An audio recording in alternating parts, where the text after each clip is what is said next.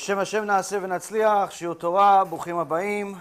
We continue our Igeret Ramban series here at Ner Avraham in Aventura, Florida. For anyone that lives here and is watching on the internet, you're missing out.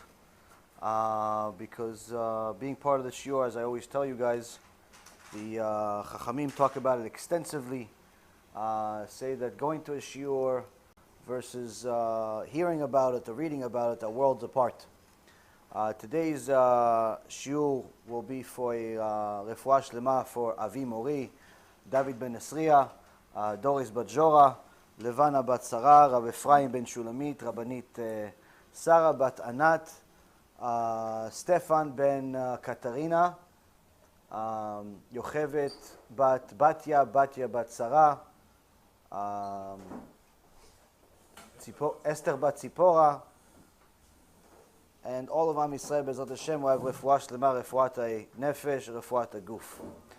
And also a very big atzlacha rabbah to all of those precious souls that support us every day, every month. And Bezrat Hashem HaKadosh Baruch Hu will pay each and every single supporter of ours 1,000-fold, both in this world and the next. I can never thank enough for all the people that help us, whether it's with $10 or $10,000, whatever it is. Alvai there was more $10,000, but sometimes there's more $10, but that's okay too. Because the reality is, Rabotai, you have no idea what type of schut you have to be a part of the kiruv work that I don't even know how much we do until people tell me. Just this afternoon, a woman that I never heard of in my life tells me that she's been watching the shiurim for some time, and not only did it wake up her neshama to leave Avodah Zarah, but it also woke up the neshama of two of our kids, one's 22 and one's 24. Both of them have abandoned Avodah Zarah. Both of them are in the way of Hashem, Kadosh Baruch Hu, Baruch Hashem. And this is just for what? Watching shiurim on YouTube somewhere in the middle of the country. There are countless people, Baruch Hashem, that are doing tshuva, and they send us messages. Sometimes they send us thank you letters. Sometimes they send us a message 2-3 years after they've already have become tzaddikim already. And they remember. But the key is, Rabotai, you have no idea how much Kadosh Baruch Hu loves these shiurim. And it has really not much to do with me, other than the fact that I eliminate my own choice as far as not really saying much of my own opinion, just telling you guys what Chazal says, what HaKadosh Baruch Hu says. Now, as I told you guys recently, we are working on already for the last couple of years already. There's been one delay after another, but Baruch Hashem, over the last 3 or 4 months, we got really serious with it, and we're coming out with a new CD, a new way to get Am Yisrael to wake up, to get the whole world to wake up, Bezrat Hashem. And that's with a mix of a CD and DVD that I have here. This is a sample. This is not the real thing. They work, but we don't have all the ones that we have. We have a CD. The DVD is going to be the movie about the personal story, plus 8 other movies that are fantastic, that have woken up countless people.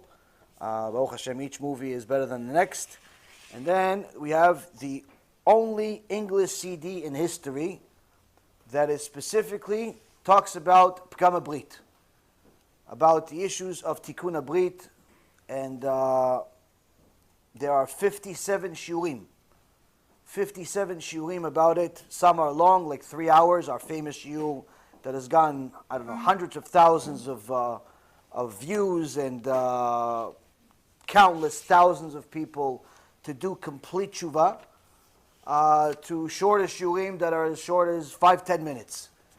But there are 57 tracks, that's audio only, and then obviously the DVD is visual. And this is going to be just like our other CDs, the Musar series, the Wall Street to Western Wall series. They'll be in these nice boxes, and you can distribute them to your community, to your shul, to your local kosher supermarket, different places. And the reality is that this is simply a ticket to Olam Haba. That's really what some big Talmidei Chachamim told me. This is what I have to say in order to explain to you people what this means. This is simply, each CD is a ticket to Olam Haba.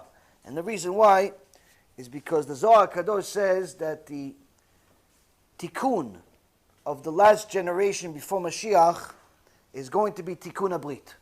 For women, it's going to be modesty, or lack of modesty, whether it's the long pagan wigs or the short mini skirts. And for guys, it's going to be how they watch their eyes or don't watch their eyes, and what happens after that. The addiction to pornography, the addiction to adultery, all types of disgusting things that are happening all over the world that I honestly don't want to tell you about. I'm sick of it. I'm sick of telling you the news. I'm sick of it. The news is so disgusting, I don't even want to talk about it. It'll just ruin the whole day. It'll put you in a depression. If you knew half the stuff I knew, you go in a depression. The stuff that's happening in the world. Why? It all starts with the foundation, the yesod. The yesod, the Torah calls the brit. That's the yesod. If anyone ever saw those drawings of the Kabbalah signs of different parts of the body are called different things, you see that the male member is called, the sex organ is called yesod. What does it mean, yesod? Yesod means foundation. What does it mean, foundation? Foundation means if you don't fix this, the rest of what you do goes in the garbage. You can keep Shabbat, you can learn Torah, you can give tzedakah, you can do everything in the world. You don't fix your brit, you go in a Gehinnom and you're not coming out. This is Torah. You don't want to believe it? You can read the books for yourself. We have ones on our website for free.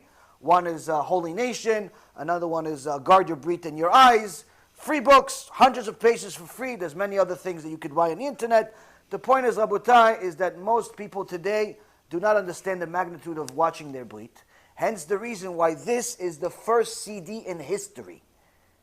Sadly, but proudly, the first CD in history about Tikkun Brit in English. Which means, right now, Rabotai Yekarim, we have somewhere in the neighborhood of 8 to 10 million English-speaking Jews. 8 to 10 million English-speaking Jews. 6 million in America, and figure the rest around the world.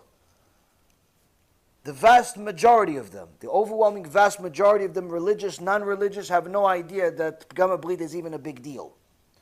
The Goyim have no idea it's even relevant to them. And guess what? It's relevant to them. And that's in the CD. Now, anyone that learns these shiurim is going to do one of two things. Either they're going to do tshuva, or they're simply going to just go crazy and admit themselves into a mental institution. Why? Because if you don't do tshuva after you hear the emet about the brit, you have to consider yourself crazy. You have to consider yourself crazy. Why? Because there's something wrong with you if you don't do tshuva for Pgam Brit. Now, I want to get as many CDs and USBs and everything else as there are people in the world. But unfortunately, I'm limited with funds. HaKadosh Baruch Hu took all the money before I did the tshuva.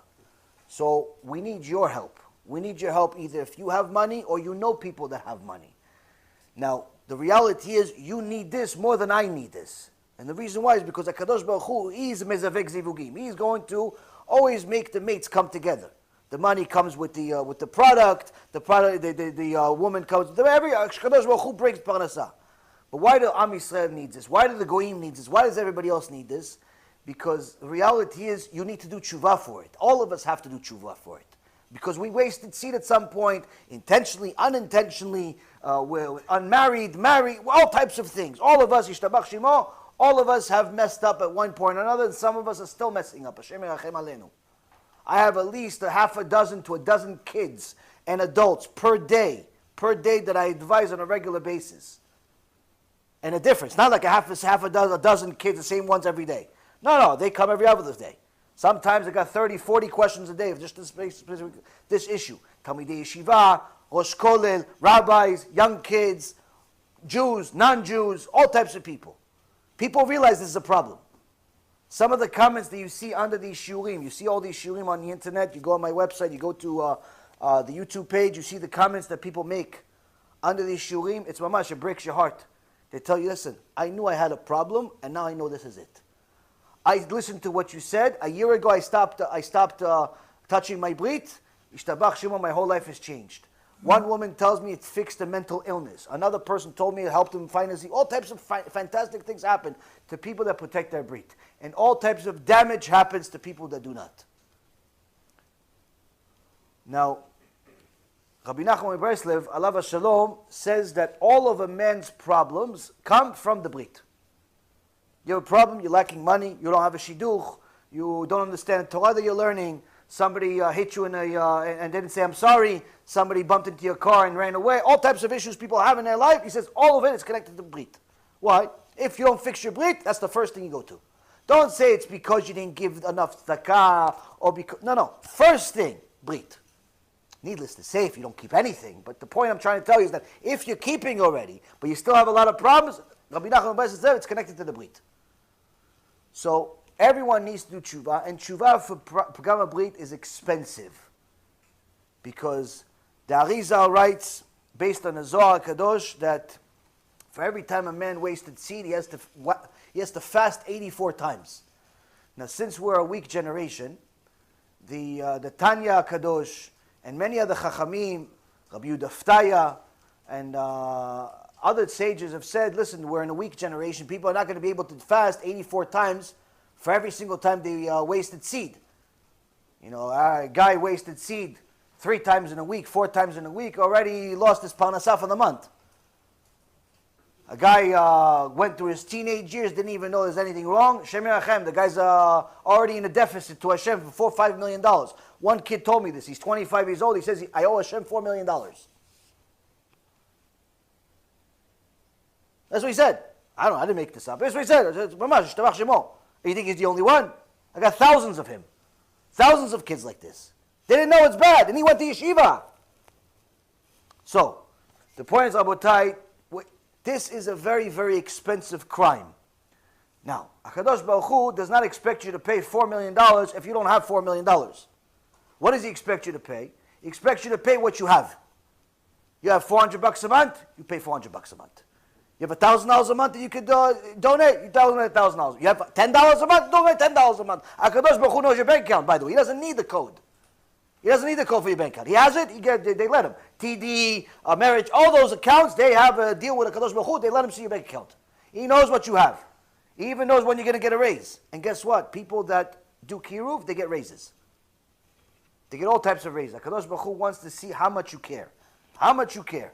Now, this is something that is going to help a person do tshuva in multiple ways. Number one, when you donate for the campaign, you're donating for us to get more and more CDs. I would love to get 1 million, 1.5 million CDs. Why? Because if I could spread 1.5 million CDs all over the country, all over the world, you're talking about somewhere in the neighborhood of 10% of the Jewish world, and somewhere in the neighborhood of about 20% of the English-speaking world. That's a lot.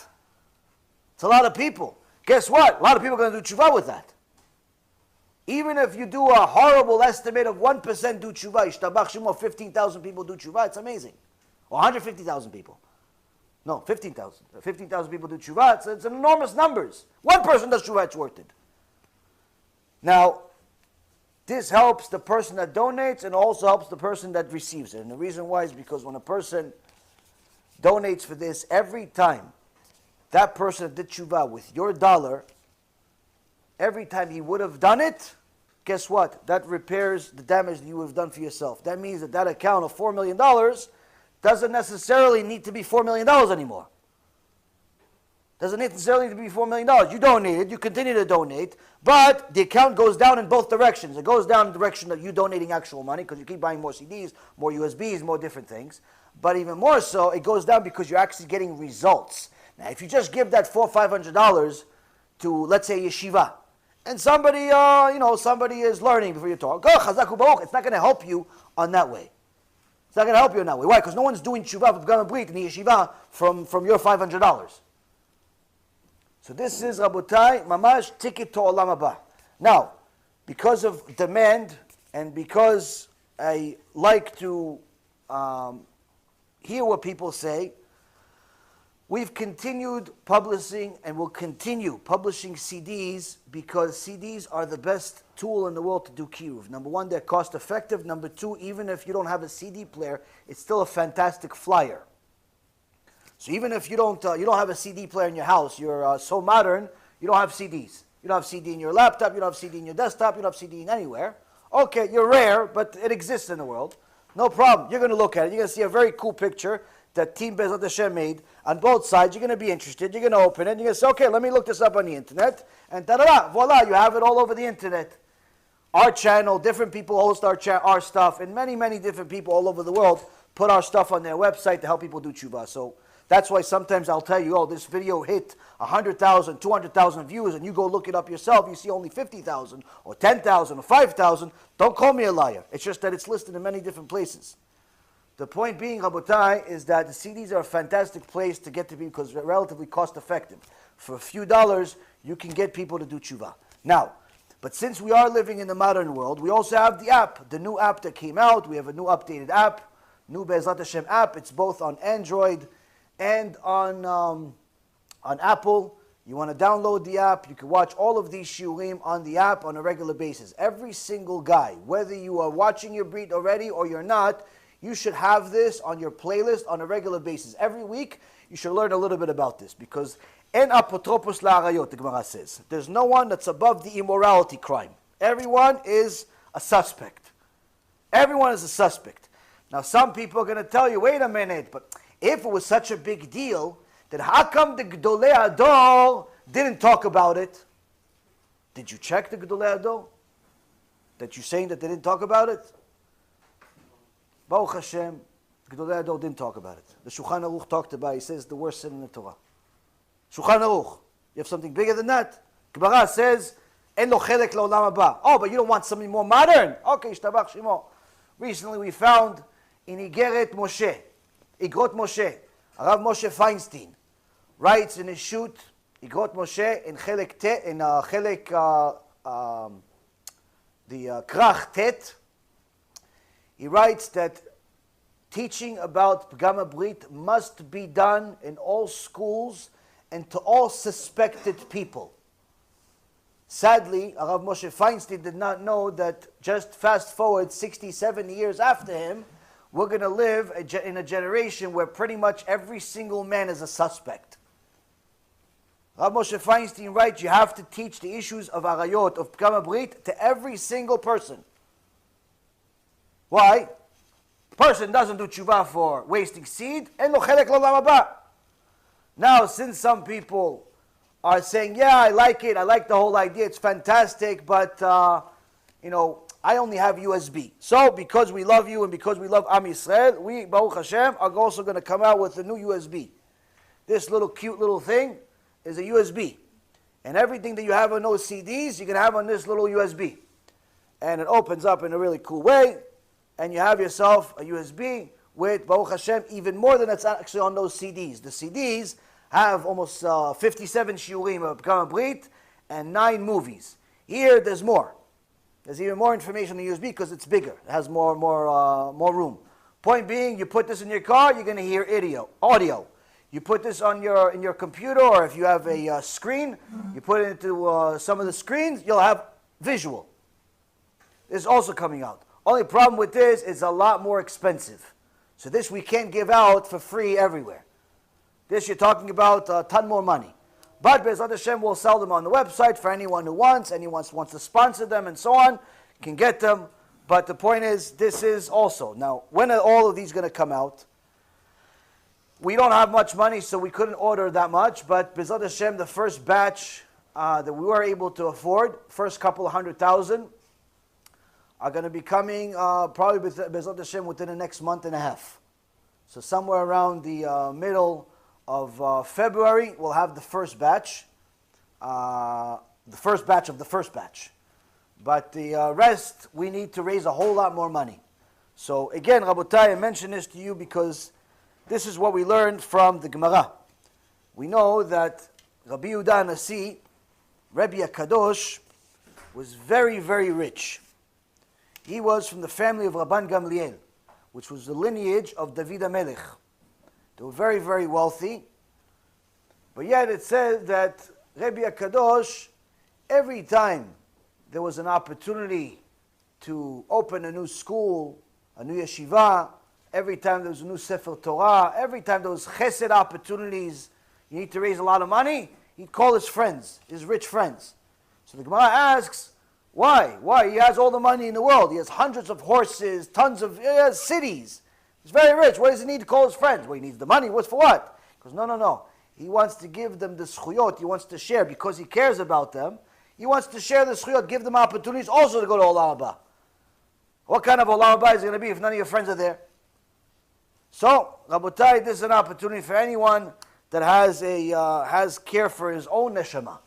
As the Rabbeinu Yonah says in Sharet Tshuva, a person that does not do tshuva is a person that's going to say to himself when he gets to the Bet Din of Shamayim that he was vicious on his own soul.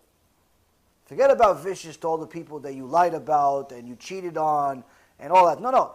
The neshama is going to say, how could I be so vicious on my own soul? How could I be so vicious? Why? Because people plan for a life that's 1,000 years, because everyone thinks they're going to live forever. So they have bank accounts that's enough money that's going to last them 5 generations. They don't know that they may not even live a half a generation themselves. So you have a guy, just recently, a guy passed away, misken. I think it was maybe 52, 53. Now, he wasn't exactly prepared to die at 52, 53. Especially, he wasn't prepared to die with millions of dollars in the bank. His plan was to do a lot of big things with this money. Buy more buildings, buy more houses, maybe donate a few dollars. But guess what? He died. So now, he has double punishment. One, for all the things he didn't do. And one for the things he did. Things he did, Hashem Yachem. If you didn't do enough tshuva, you have a very serious problem. But the worst part of it all is for all the things he didn't do. Why? Because he had the money, he had the ticket to get himself into Olam Haba. If he would have simply taken some of the money, instead of buying another building, another 15 houses, another this, another that, he would have taken the money, published another 1 million or 2 million CDs and USBs and all types of things to help Klal Yisrael do tshuva. Guess what? He go up to Shamayim, they give him a red carpet. Oh, tzaddik, yesod, olam. Why? This guy just helped Klal Yisrael do tshuva. But no, you said, no, I'll do it, but later on. Well, guess what? Later on never happened. Later on never happened. This is what every single person needs to know. One of the downsides of dealing with the public, Rabotai, is that you deal with a lot of people, and unfortunately you get to know about a lot of people dying. And unfortunately, in just the last year and a half, 2 years, I had people tell me that their kid that's a year and a half old died, Hashem Yachem, to people that are in their 50s that died. Or one woman that still to this day, she sends me all messages crying, miskena, I feel it breaks my heart. One day, 7-year-old daughter, 7-year-old, mamash, puppy, nothing, everything's perfect. Gets sick, 2 days later she dies. No one knows why. 7 years old, shtamach shimo. We don't go and complain to HaKadosh Baruch Hu. Obviously, HaKadosh Baruch Hu knows what he's doing. But do you think anybody in their wildest dreams thought that a 7-year-old even has a chance of something like this? You get a cold, you're going to die 2 days later? Rabotai, every person needs to look at life like this. Every person. Especially if you have opportunities and you have the ability to help your own neshama. Don't think that you could do it by yourself. You have to help Klal Yisrael. Now, some people ask, how come some of the announcements that we make seem so melodramatic? Like it's all going to end tomorrow. And that's part of what we're going to talk about today.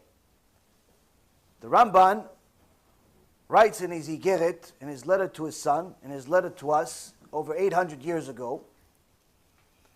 Last week he told us, "V'titbayesh mikol adam," that you should act with restraint, you should be embarrassed, have some embarrassment, be shy, have some shame when you deal with any type of person, whether the person is a rabbi, or the person is your spouse, or the person is a teacher, or the person is your colleague, or even if it's a homeless person in the streets.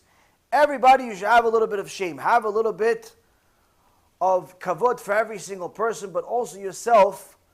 Don't think of yourself as being above people. One of the places that we learn it from is we learn it actually from this week's parasha. Parashat Shmot. We're starting a new sefer in the Chumash. And we learn in Parashat Shmot. Now, if I ask you, where do we learn about being shy, about being shamefaced, about being humble? First time, person, name. I'm not going to ask you for a quote. Don't worry. I'm not going to ask you for a verse. Take it easy. Easy on you guys. I'll ask you for a name. Who is the first person? First person we learn about humility from in Sefer Shmot. Satan. Moshe. No, who has a different name?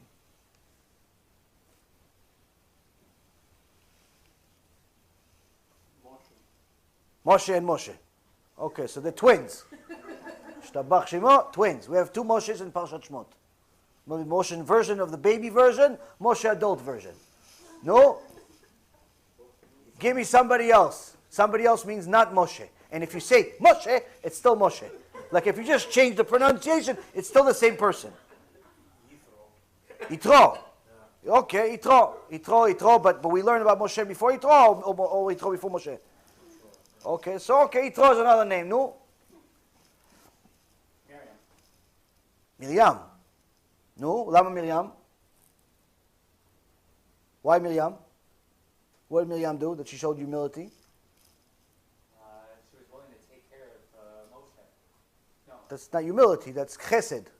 It's kindness. Huh? No, my genius. No, what's the... Before slavery or after slavery? Before slavery or after slavery, you're too complicated for me. I just want Sefer Shmot. Give me a name. He gave me a name. Why? Why is Moshe's father... Why is Moshe's father the first one that we hear? No, you heard this already from me. See, Rabotai, the Gemara says there are certain rules to the creation. If the Gemara says it, it's true. If you don't agree, we cannot count you in minyan. Your Judaism is on suspension. Gemara says, if a person speaks, how can he guarantee that what he says, you listen to? Gemara says, if he has yirat shamayim, whatever comes out of his mouth, you're going to listen to. Person has yirat shamayim, he doesn't have to convince you. He says something, high voice, low voice, middle voice, that voice, doesn't make a difference. He says something, dvarav nishmaim. His words are listened to. So we see here that you guys combined an answer. What's Moshe's father's name?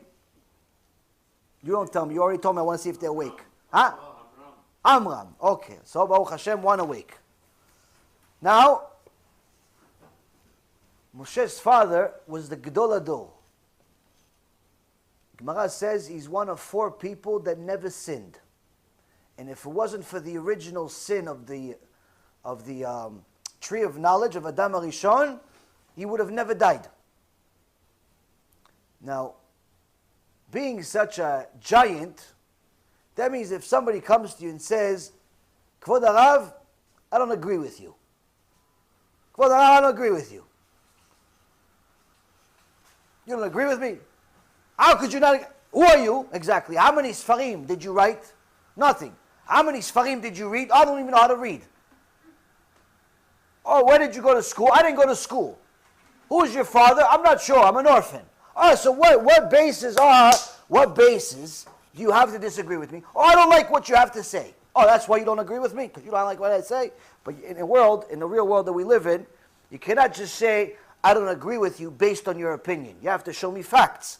You cannot go to a doctor that's a surgeon for 20, 30 years, and he says, listen, sir, here's the diagnosis, here's the procedure, this is what we're going to do, we're going to cut here, we're going to do this, we're going to do that, and that's what we're going to do. And you, with your ignorance, you don't even know how to pass biology class in 6th grade, you never passed it.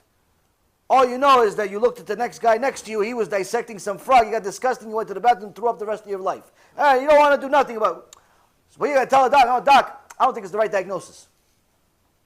The doc's going to tell you, you're cute. You're cute. Bless your heart. Bless your heart. Bless your heart is a southerner way of saying you're an idiot. That's what it says. Just bless your heart. Now, why? Because he says, I have 40 years experience in the medical world. I've cut hundreds and hundreds of people, and I sealed them back, and they all walked away perfectly alive. What did you cut? Your steak after it's dead, and it stayed dead? What did you cut? Nothing. You don't know nothing. So if somebody comes to Amram the Gedol Hador and says, Kvod Harav, I disagree with you, you better come with some proof. Now, Amram had a little daughter, a 3-4-year-old daughter. And she saw that her father made a mistake. I made a mistake. Because it says here that in the beginning of the parasha, that Am Yisrael was blessed after Yosef HaTzadik died. Things changed. They were blessed for 210 years that they were in Egypt. They were blessed that each birth was sixfold. Every time a woman carried for 9 months, 6 babies came out. And it's described, the Chachamim say, by their 6 different adjectives describing the growth of Am Yisrael. Each adjective stands for a baby. Paru, v'yishretzu, v'yirbu, v'yatzmu, b'me'od me'od. So in a matter of a couple of 100 years, we went from being 70 people that Yaakov Avinu went down to Egypt with, to millions.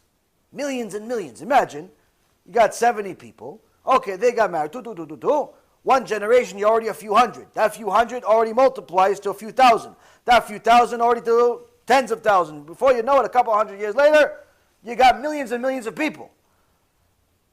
So now it says, "Vayakam melech chadash al Mitzrayim, asher lo yada et Yosef." There's a new Paro.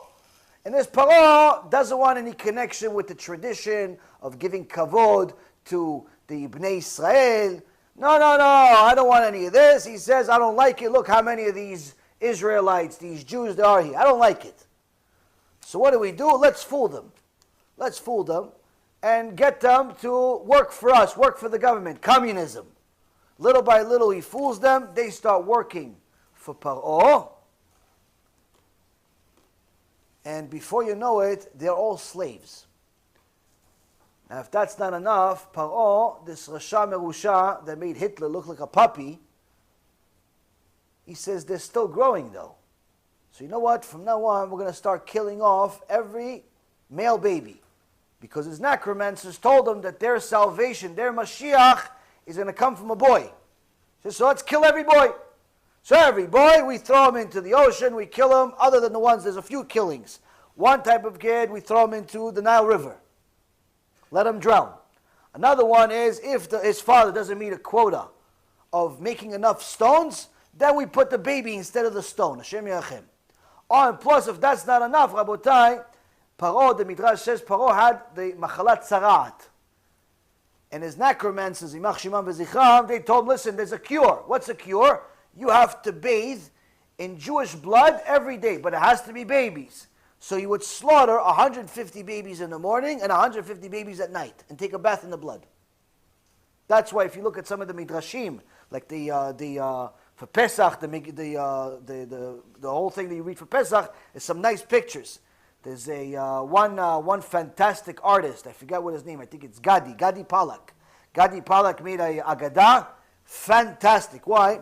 Because it's not just drawings, it's drawings based on the midrash, meaning you're seeing the midrash alive. This Agadah, I have it in my house, I have fun with it. It's unbelievable. Now, you see in a midrash, you see Paro bathing in mamash blood. And that's how it was. And many other things. Sometimes it's good to see pictures. Why? Because it gives you an illustration of what nightmare we have gone through for you to be Jewish. Needless to say, what you have to sacrifice in order to stay Jewish. 3,300 years. 3,300 years, your ancestors have been fighting for you to be Jewish. How are you going to throw it all away? So now, Rabotai Yekarim, Amram the Gedol Hador saw what's happening to all the Jewish babies. They're killed this way, that way. Poor kids haven't even made a sin. They're getting killed day and night. He says, okay, Yochevet, his wife Yochevet, I love you, but I got to let you go. Why I got to let you go? Because if we're going to be together, we're going to be together. If we're going to be together, we're going to have a baby. If we're going to have a baby, Paro's going to kill him. So, I'm sorry, but I got to go.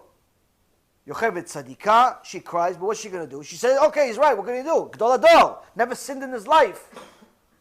So he's there, all of a sudden, a little 3-year-old with still diapers on. Hey, Abba, he's with his friends, he's learning, Chavruta, he's teaching Torah, Gdol Ador. Levies, the Levies were learning Torah, they weren't slaves. The Levies were learning Torah, Rabotai, he wasn't slaves. Don't think for a second that he was picking up stones. He was crying over Am Yisrael, but he was learning Torah. He was learning Torah with the other Levies, with Ruach HaKodesh. You got a little 3-year-old with the diapers on. He goes, excuse me, Abba. He's embarrassed. Why? He sees this little 3-year-old over here. He comes to the Bet Midrash. It's embarrassing. Okay, especially it's a girl, lo raui. So, no, yes, honey, well, you lost your bottle somewhere? You need something? What happened? Abba, just wanted to let you know, your decree is worse than Paro. It's like, imagine, Hashem Yirachem, imagine your kid saying, Abba, Ima, what punishment you just gave, the decision you just made is worse than Hitler's. Pach! That's what you go. By the time they land, they're 4 years old. What? Next to my friends, you're embarrassed? What? Huh? What do you mean? Worse than Hitler? How could you say such a thing? You react. If you're an animal. Amram is not an animal. Amram is Kodesh Kodashim. You know what Amram did? Amram says, my dear daughter, why am I worse than Paro? Why am I worse than Hitler? Little Miriam says to him, Abba, you see, the decree of Paro was only to kill the boys. Your decree to divorce Ima kills the boys and the girls. No boys or girls are going to come now. The decree of Paro came from a Rasha.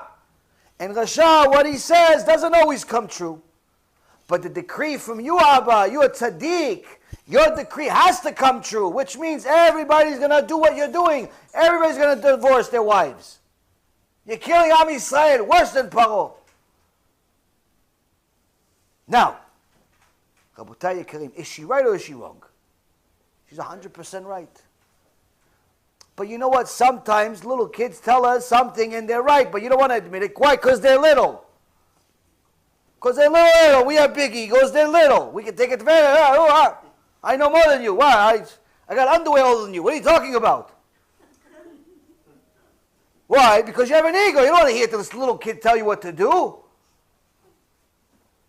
Now, Rabotai, when you're Ish Kodesh, it doesn't matter who is telling you what they're telling you. That's why Kadosh Baruch Hu says, "Vayiftach Hashem et pi ha'aton." Hashem opened the mouth of the donkey to tell you, if the emet, if the truth comes from a donkey, listen to the donkey too. Doesn't make a difference where the truth comes from. But that's on the side of Amram. But how did Miriam have the zchut to be the deliverer of the truth? That her truth will be heard. Because many people say the truth, let's say. But not everybody's heard.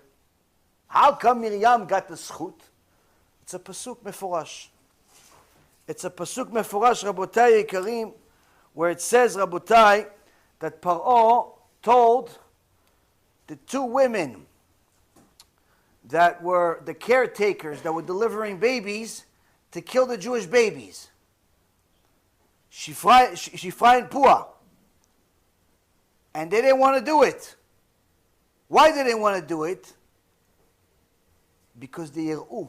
ויראו המילדות את האלוהים ויעש להם בתים.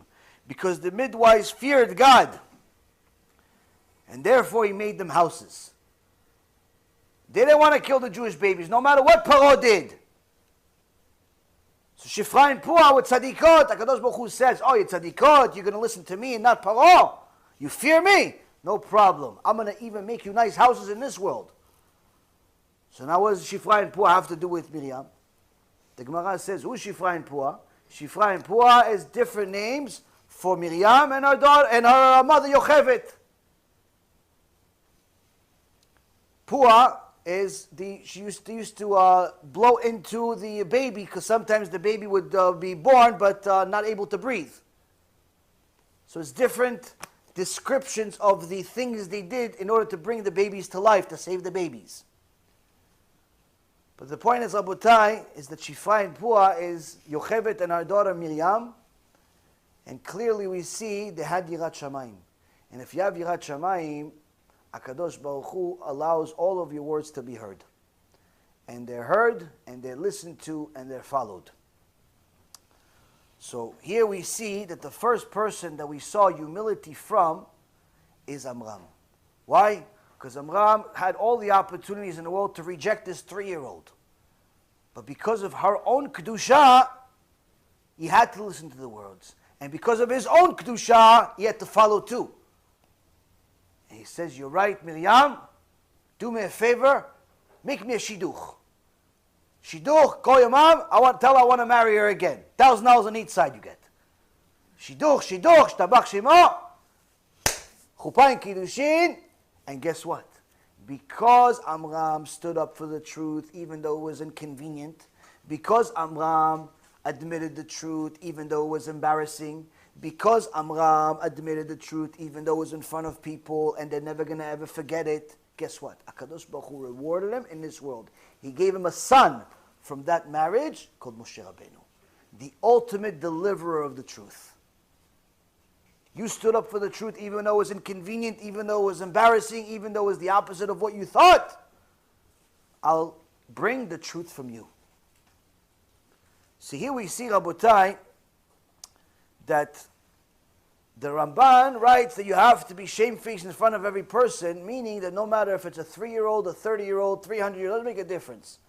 Meaning you have to make sure that you evaluate things objectively and not based on your own self-conscious or your own ego and so on. But now he continues and he says, "V'im yikraecha ish, al ta'anenu bekol ram, rak benachat ki omed lifnei rabo." And he says, if a person was to call you out, don't answer with a loud voice, but respond gently, in a low tone, as one who stands before his rabbi. So here, the Ramban writes us another tool of how to do tshuva.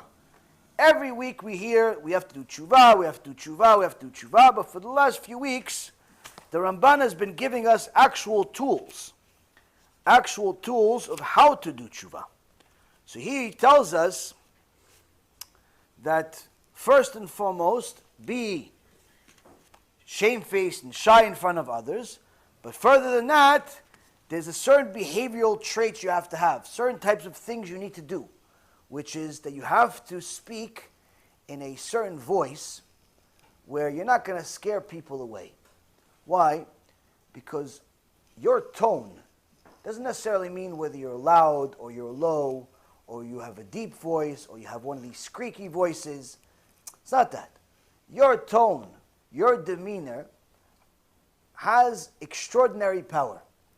The power of speech has the power to connect you to people, has the power to disconnect you from people, has the power to make people laugh, has the power to make people scared, has the power to make people cry. Sometimes you see certain people watching something and they start crying, but they don't even know why. They watch something and they watch this little girl call her Ima. And it's not really her Ima, it's just an actress. But they watch and they start crying. Or they see some big bear looking for the baby bear. And they go, "Arr!" and then you got the whole thing and they start crying because you got little bears, panda bears on some Coca-Cola commercial or something. You start crying for no reason, you have no idea why. Yeah, something's happening there, Rabotai. Something's happening there. Now, your voice, Rabotai, has extraordinary power. Your tone, even more so. Now, the Gdolim knew this, and they communicated to their Talmidim in certain ways. And the Rambam writes that although a person must be extreme when it comes to anger, to stay away from it, if he's a teacher, if he's a rabbi, in Ilchot Talmud Torah, the Rambam writes that if he is a teacher, if he's a rabbi, and he has students that are messing around, every 2 seconds they get up, they go out, they go in, they're looking at their phone in the middle of the shiur, they fall asleep every single time, they ask questions that don't mean anything just to bust chops, all types of things like this. The Rambam writes, the rabbi has to act like he's mad, to scare them. Why? Stop messing around. Now, if the person is always scary, then what's the difference? But what happens if someone that's usually not so scary becomes scary? That's scary. So one of the Gedolei Ador in the previous generation was Rav Tzion Abba Shaul. Rav Tzion Abba Shaul was the Chavruta of Rav Ovadia for many decades. They studied as little kids together. And both became the giants of the generation. Rav Tzion Abba Shaul was known as a very soft, peaceful person, would run away from machloket. I know one of his talmidim, and it was an issue, a very big issue one time, that we asked him for help on, to see if we would be able to join the fight. And he said, listen, I agree with everything that you're saying. You're right, but I cannot join the fight. I said, why not? He says, because my rabbi is Rav Tzion Abba Shaul. Alav Shalom. He says, run away from fights.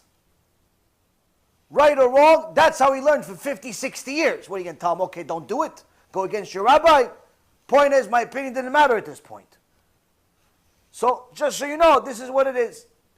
Now, Rav Tzion Abba Shaul has extraordinary students came from him. One time, 2 young guys are in a shiur with him, and the Rav was simplifying his Torah. He would tell people, he's only going to be allowed to go to Gan Eden, he's only going to be allowed to go to Olam Haba, not because of his Torah, but rather because of how hard he has to work to simplify it for 14-year-olds. Now, one time there was a couple of students that simply didn't get the point. So every 2 seconds, they started bothering the rabbi with more questions. Yeah, but what about this? But what about this? But what about that? And this one, and that one, and this one, and that one, and this one. And they just wouldn't get it and disturbed the whole class, disturbed the whole shiur. But it was one after another, after another, after another. It just seemed like the whole thing was like it became a joke. So Rav Tzion Abba Shaul, who was known as a very calm demeanor person, suddenly gar by him, roared on them, barked on them, as we call in street language. Scared them to death. They understood who Gdol Ador was. After that, they evaluated their own action.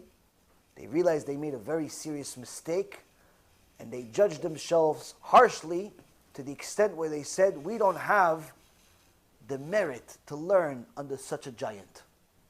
So let's go and apologize to Rav Tzion and leave. Tell him goodbye, we're sorry. So they came, even though they were scared now, because he just barked at him just a little while ago. But what are you going to do? You have to say goodbye. You know, he's a teacher, he's a rabbi, he cannot say goodbye. So they come to the Kvod Rav, can we speak to you? Yes. You see, he still has the image. It was scary.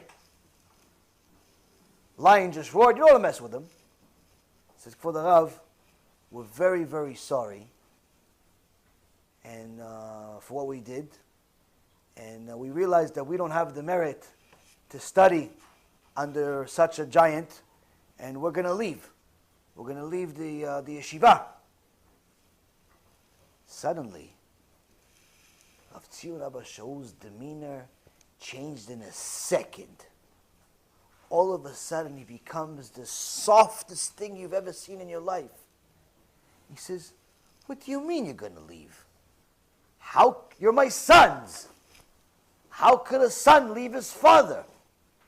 A son can't leave a father. You can't abandon your father. I don't permit you, my children, to leave me.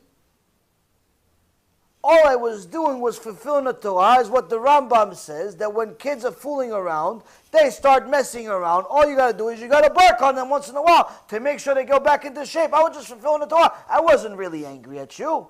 You're my children. You're my sons. You cannot leave me, father. That's a Rav. That's a Rav. Sometimes you have rabbis that do the first part, the yelling part. And when the kids come and say, I'm sorry, you don't get the other part. Just today, I heard a father tell me that his daughters go to this seminary, and the teacher woke up on the left side. And the kids react to a teacher that's this way. The kids are like sponges. These little kids, 6, 7, 8, 9-year-old kids, 10-year-old kids, they're like sponges. You're in a bad mood, they're in a bad mood. You don't want to be there, they don't want to be there. That's how it works. So the kids were messing around, and his daughter wasn't actually one of them that was messing around. But she happened to be in the wrong place at the wrong time. She decided to take a paper that someone threw on the floor, to pick it up and throw it in the garbage. That's all she decided. Victim here. This is not a criminal. She put the paper in the garbage. The teacher, like with the red thing, right there. That's going to be the korban. That's going to be the sacrifice for everybody else. Starts barking on his kid, poor little girl. Starts yelling, you're going to the principal's office. And the principal in that place, like Malach HaMavet. The woman that runs this school is Mamash Malach HaMavet and her best friends. The principal says to the kids, all the kids, you're going to all stay outside, freezing cold, stay outside for the next few hours. Until I decide to let you in. Kids are freezing. They don't know. What are they going to do? There's no cell phones. It's a religious school. It's not a public school. They're outside. They're freezing. They don't know how long it's going to be. Eventually they let her in. Now, while they're outside, this little girl, smart girl, she comes from Baruch Hashem, good family. She said, you know what? This is what we're going to do. She didn't really do anything wrong. What did she do? She threw a paper in the garbage. The other kids did something wrong, but not all criminals. We're all outside. Okay, let's write a letter. Let's write a letter to the principal saying how much we're sorry. Dear principal, principal, we are really sorry. We're sorry for disobeying the rules of the school. Little girl on her own, 10-year-old girl, thought about this fantastic idea. I wish I could get 30-year-olds to do this. We're sorry for doing something we didn't really do, but anyway, I didn't do it. I'm sorry. They come to the principal, and if I was the principal, I'd start crying with the kids. I said, you're never going to be, you can do whatever you want from now on. Oh, it's such a letter, Yishtabach Shimo. You can do whatever you want. No, throw the paper. No, it's such a fantastic letter. There's nothing for me to teach you anymore. I become the student, you become the teacher, you can write such a letter on your own, 10 years old. This Reshait takes the letter, rips it up in front of all the kids. I don't accept it, throws it like this. That's why I said Malach HaMavet. What do you think, I call people names for no reason? And now she's demanding all of the kids to get their parents to write a letter, apologizing. This is what we have. This is what we have. This is what we have. The father said, I think I'm going to use a tractor and go into our office with it before I write that letter. But this is what we have, Rabotai. Why? It's all ego. It's all ego. You're allowed to rebuke. You're allowed to even raise your voice if it has good intentions, if you are under control, if you're not losing your mind. But once you start acting based on anger, you're no longer allowed to rebuke, you're no longer allowed to teach, you're no longer allowed to do anything. One rabbi came to Rav Tzadka, alav shalom, and he started complaining about one of the students in his yeshiva. And he says, Kvod Rav, I want your eter, I want your permission to throw this kid out. This kid is a rotten kid. When I talk, he talks also. If that's not enough, he starts distracting all the other kids, eats seeds, sunflower seeds in the class, throws them on people. A kid is just one of those rotten kids. Kid can't sit, can't stand, nothing. I want to throw him out. Now, between you and me, I don't even know why he's asking. I would have already thrown this kid out. But that's why I'm not him. Rav Tzadka says, wait a minute. Did you fast for this boy? He says, what? No, he's alive, Kvod Harav. What do you mean, resurrection? Why we fast? What fast for what? Was Gedalia, we have to fast for him every year because they killed him? Why do we fast? He's alive, the kid. He's just torturing me. Rav Tzadka says to him, if you didn't fast about this boy to do tshuva for 40 days, how dare you even think that you're allowed to throw him out? How dare you even think that you're allowed to throw him out? You have to pray for this boy to do tshuva. You have to help this kid do tshuva. That's the point of the teacher. It's not so easy though. Why? Because the kid's throwing seeds on you. But that's what in the previous generation, Rabotai, the Gdolim that came out of that generation didn't come out because of themselves. They came because they did well, they toiled and so on, but they also had extraordinary Rabbanim. In today's world, it's very, very hard to find rabbis that are willing to sacrifice their life. Sacrifice their life for strangers. But we see from here, Rabotai, that speech, how you communicate to people, matters quite a bit. And that's why the Mishnah in Pirkei Avot, in the first chapter, 4th Mishnah, says, do not speak too much to the woman. And this is referring to your own wife. He says, why don't speak to your own wife too much? He says, if you speak too much to your wife, that means that you're going to waste a lot of time. That means you're not going to learn Torah. And that means for sure you're both going to go to Gehinnom. That's what Mishnah says. If you remember, we had a 2.5-year series about Mishnah Pirkei Avot. This, I believe, is maybe the 4th or 5th shiur of how you're limited or how much you have to speak even with your own wife. And then the Mishnah continues, needless to say, someone that's not your wife. If you're not allowed to speak to your own wife too much, some guys, they go home, they park. Next thing they become like one of the girls. They speak to their wife 3, 4, 5, 6 hour conversation about absolutely nothing. Or what is she doing? Or what are they doing this weekend? Do you want to join them for this Shabbat? You want to do this? You want to do that? Do, talk. Oh, don't shut up. When are you going to learn Torah? People always tell me, listen, I don't know if I have time to learn Torah. I said, what do you do? What's your schedule? What, do you work till 11 o'clock at night? He goes, no, I get home at 6 o'clock. I says, what do you do after 6 o'clock? He goes, I have dinner. Okay, dinner, 15 minutes. No, after you eat, 15, 20 minutes. After. Everyone makes it seem like dinner is 3 hours. 15 minutes max. And that's a big dinner. No, after you eat, then what? Oh, I relax, I talk to the wife. Okay, so you talk to the wife. No, then what? Oh, I'm tired already. I'm like, how long did you talk to your wife? You talked to her for an hour. Okay, Sedel, it's 7:30, 8 o'clock. Okay, finish, chalas. What, are you trying to solve the world's problems? An hour, you finished, okay. It's still early, it's 8 o'clock. He goes, no, by the time we finish hanging out, it's late, it's already 11 o'clock. I said, 3-hour conversation, I'd be tired also. 3-hour conversation, you give shiurim already. Tell the rest of the world what you talk about for so long. Rabotai, you have to understand that if what you're saying is valuable, you don't need too many words. Usually the things that are not valuable require a lot of wasted time. So a person needs to know that he has to even limit his own communication with his wife. You want to learn Torah with her? That's perfect.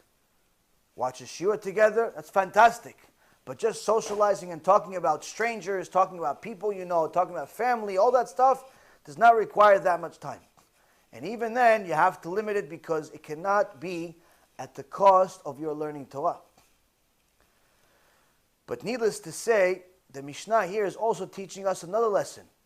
It's not just the wasted time, but also the way you talk to women, the way you talk to men. Many times, I see this. And I see how women communicate to men and men communicate to women in a absolutely forbidden way. Without saying anything outright. Like for example, many times you see so-called religious women making a comment on, some other guy's Facebook post or whatever, social media post or something like that. Oh, you're looking good. Or the guy says to the girl, oh, you're looking good. Who says you're allowed to give another person compliment about how they look.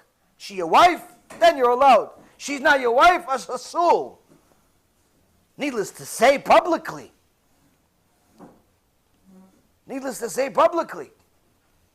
But people do it freely. People do it nonchalantly. They talk about personal issues. Oh, how you doing? Oh, everything is good. I just got out of the shower. What? Hashem yirachem aleinu. What?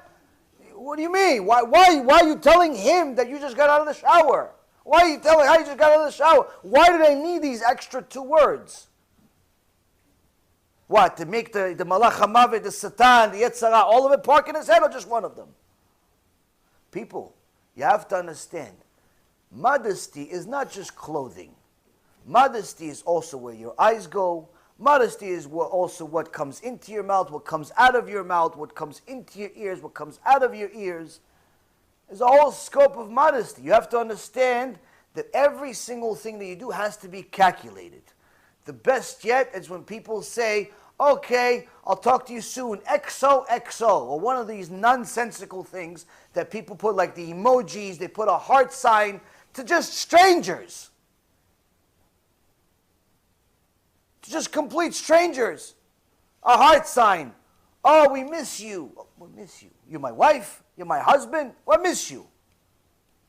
Where does this miss you? Where does this XOXO? Where in the Torah does it say such a thing is allowed? Now, you're going to say, come on, you're strict, you're fanatic, you're like Daesh, you're like ISIS. Okay, Rabotai. If the statistics of divorce were not 80%, then most likely I wouldn't even mention this.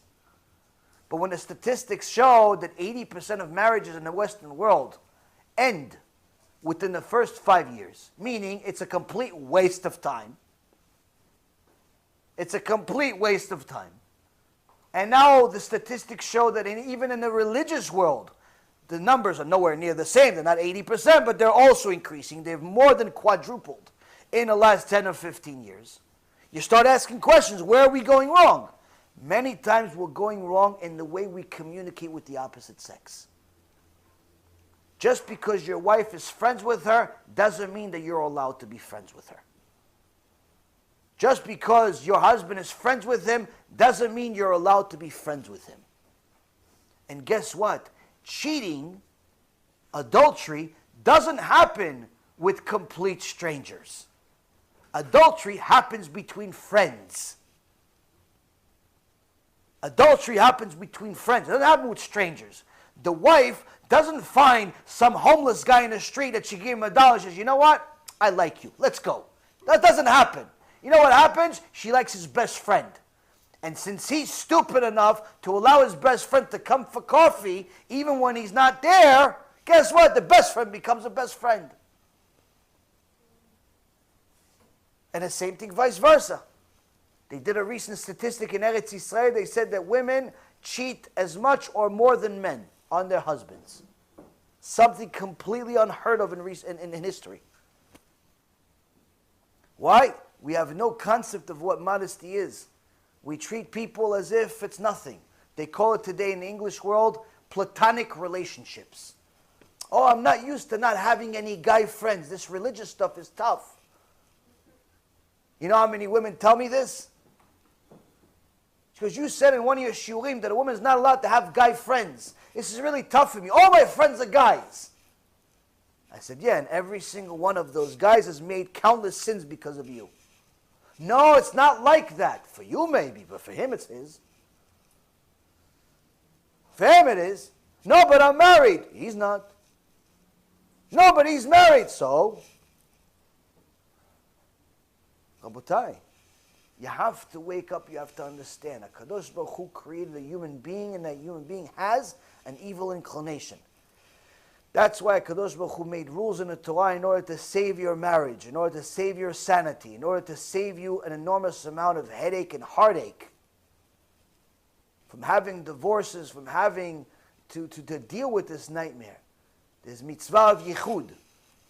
You have to understand this mitzvah like you understand the back of your hand.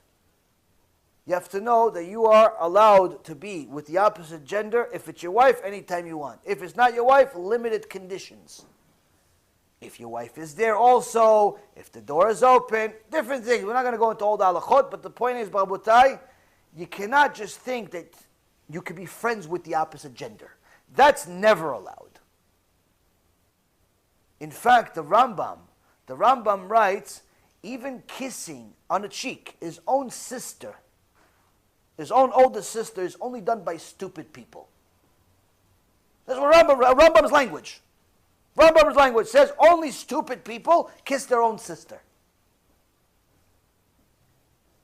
This is 900 years ago, before all the filth swamped the world. But guess what? Today, people think, no, come on, his own sister, that's crazy, Rambam's fanatic. Well, guess what? I'm going to give you a disgusting statistic to show you how holy the Rambam was 900 years ago, to teach us more than we could even imagine. Unfortunately, part of the research of looking into the addiction of pornography, you find some disgusting facts. One of the most disgusting facts is that the most common pornography that people attract to is arayot, gilui arayot, meaning incest. As if the storyline is talking about incest. That's what people are attracted to. Why? Because they're already looking for taboo. One guy, one girl does not enough for the average sick mind. They want something else. They want the storyline to talk about a mom and a kid, a father with a daughter, or some type of filth to take the regular filth to the next level. To the 10th power. Which means, Rabotai, if that's what people watch, that's what people think about, that's what people want, the Rambam 900 years ago, when he said you're not even allowed to kiss your sister, you idiot, he wasn't exaggerating. He wasn't exaggerating. He was telling us this is what's going to happen to you. You allow yourself something that you think is not a big deal, guess what? Before you know it, it's a big deal. And unfortunately today, in America, in Israel, in Europe, there are constantly trials over the permission of, unfortunately, incest. A father wants to marry his daughter, a daughter wants to marry a father, brothers want to marry each other, and so on and so forth. This is everywhere in the world. Unfortunately, many times they've won the cases and they were allowed to do it. So, when the Torah tells us to be careful with the words you choose, needless to say, with the actions you take. Now, when a person communicates in a certain way, he's going to get different results. There was one time, a father that was illiterate, didn't know how to read or write. He sent his son away to go learn. And he told him, anytime you need some money, just send me a telegram. Most of you guys probably don't know what a telegram is. Telegram is 150 years ago, 100 years ago, text messaging. Only difference is you didn't have a phone. There was an office, like a post office type of place, where they would use different Morse code. You probably don't know what Morse code is. Different machines that they would tick on. Is S, oh, forget it. Anyway, so Morse code, text messaging of 100 years ago. Now, once they got this telegram, a person would come to the person and says, oh, you got this telegram, and this is what it says. I need such and such, I want such and such. That's how they would communicate for war. That's how they communicate for different things, for commerce and so on. When somebody would declare war, it was announced on a telegram. There was no TV. Chafetz Chaim says, we learned Musar from a telegram. Why? You go to the telegram office, tell them, listen, I want to write a telegram, tell my friend his father passed away. So the telegram office says, okay, we have minimum of 10 words. He said, I don't need 10 words. I just said, your father passed away, so just a few words, 3 words. He goes, okay, whether it's 3 words or it's 10 words, same charge. Same charge. Okay, your father passed away, there's a good deal on furniture. What else are you going to use the rest of the words? Chafetz Chaim says, from here we learn, we're going to pay for every word we say. From a telegram. From a telegram we learn we're going to pay in Shemayim for every word we say. Now, this father that was illiterate sent the son away and told him, anytime you need money, send me a telegram and I'll send you money. So some time passed, the kid sends a telegram, the father gets the message, he goes, picks it up, he doesn't know how to read it, so he goes to the neighbor. Now what he didn't know, that neighbor was like Tisha B'Av that day.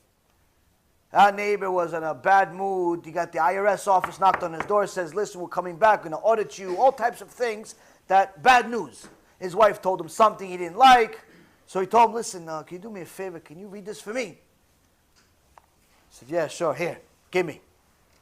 Abba, give me some money. What? That's how my son talks to me? The illiterate father says, that's how my son talks to me? He starts cursing the kid out. I raised this kid all these years. This is how he talks to me. He yells at me. He yells at me this run. Kid, I'm not sending him any money.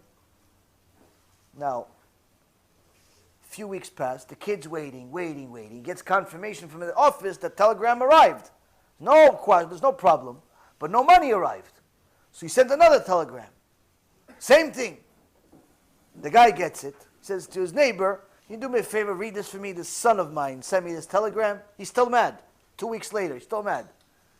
Now that day, the neighbor was happy. Why? He's got a raise at the job. His wife cooked him a nice meal because she wanted to celebrate with him. She was in a good mood. He reads the telegram. Abba, please send me money. All of a sudden, the father's heart starts melting. He goes, oh, my son, my cute son. Of course I'm going to send you boo-boo there. Of course I'm going to send you some money. I'm going to send them more. I'm going to say, tell me where to put all this money. Tell me what to write. You write it for me. I'll tell you how much money to send. It was the same exact telegram. Just send it again. What happened? One time, the angry guy, translated how he wanted it. He was angry, so he translated in an angry way. Second time, same exact telegram, nicer way. Why was happy? Same thing with our messages, Rabotai. Same thing with our messages. Our speech is critical. The Rambam tells us that when someone calls you, speak to them with a low voice. He's telling you that don't be one of these people that's like in the shuk, in the market. Ima, I need some coffee. No, don't be like one of those people. No one works for you. You have to understand that you have to act in a certain way. But does that mean that you're never allowed to raise your voice? Does that mean that you have to be like one of these monotone, robotic people? No. No. Now, if a person pays attention to the details, he'll see that he'll always win. It's very interesting. There's a spider that arrived from Arizona. He was watching my shiur in Arizona. One of my talmidim sent me a picture, and now he's arrived here in front of me. So it says tikkun. He wants to watch a shiur. So now it's just interesting. You arrive right in front of you.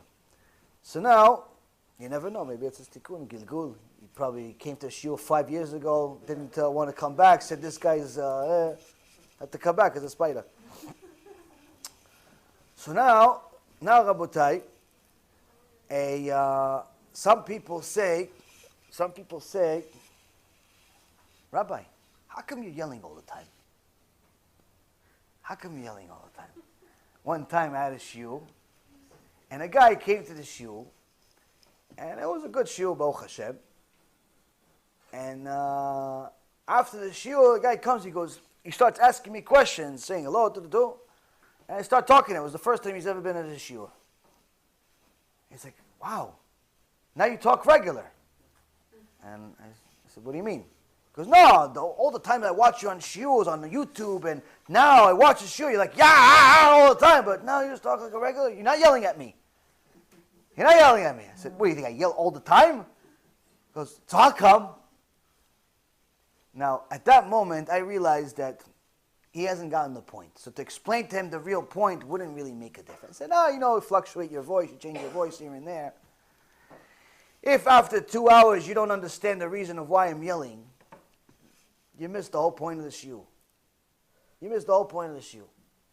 Now, The thing is, though, is that if you are looking at some of the most successful kiruv rabbis that we've had in recent generations or in history, you would simply see the same exact thing. Whether you're talking about Rav Shvadron, if you hear any of his lectures, you don't have to understand a word that he's saying, you're already scared. He was one of the Gdolei Israel. He wasn't just a regular rabbi, he was a giant. You hear the shiurim by Rav Nisim Yagen, Alav Shalom. On the smallest things that we don't even think are important, he would get you to a point where you're shaking and you become an expert in it. He starts talking normal, he tells you a joke here and there, and then all of a sudden he says, Netilat Yadayim! And you're like, yeah, start washing something, honey, give me. He just said Netilat, you're scared you have no idea why he said Netilat Yadayim so loud, but you're scared to death. From now on, you're going to wash every single time you leave the bathroom. He had a power of speech unlike any other. Something unbelievable. Highly, highly recommend anyone that speaks Hebrew to listen to it.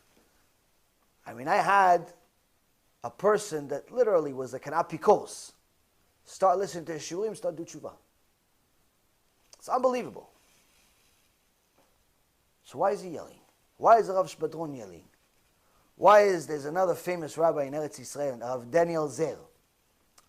Rav Daniel Zer talks a lot about Pgam Brit. I don't think there's a word that comes out of his mouth that's not yelling. He screams the whole time. Now, every one of his shiur, he gives a shiur to a bunch of gangsters. Like he goes to the worst places, and he gets 4,000 or 5,000 people. 4,000 or 5,000 people. They're scared to death. Gangsters, scared to death. Little tatalis. Okay, Kvod Harav. Sure, absolutely. Gangster, the guy just murdered somebody on the way there. Yes, Kvod Harav. Yes, I'm not going to do it. I'm sorry. What happened? Scared to death. Starts pay everything. Start doing tshuva. Why? Why are you yelling? Why are you yelling? Now, some people say, yeah, but you could do it a different way. There are many rabbis that do it a different way. There are rabbis that speak, more sophisticated. They speak in a certain way where it's low tone. Doesn't it say that all of the words of the Torah have to come in a low voice? Let me explain something to you. There was one time, two guys were on one of these seashores fishing.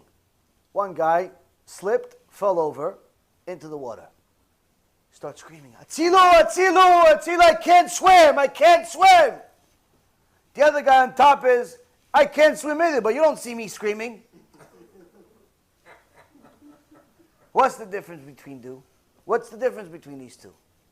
The difference is, the guy that's screaming, he's in pain.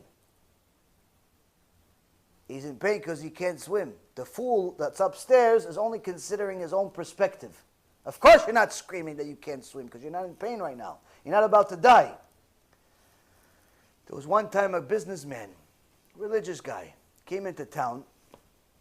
In those days, they had different kavod for the rabbanim.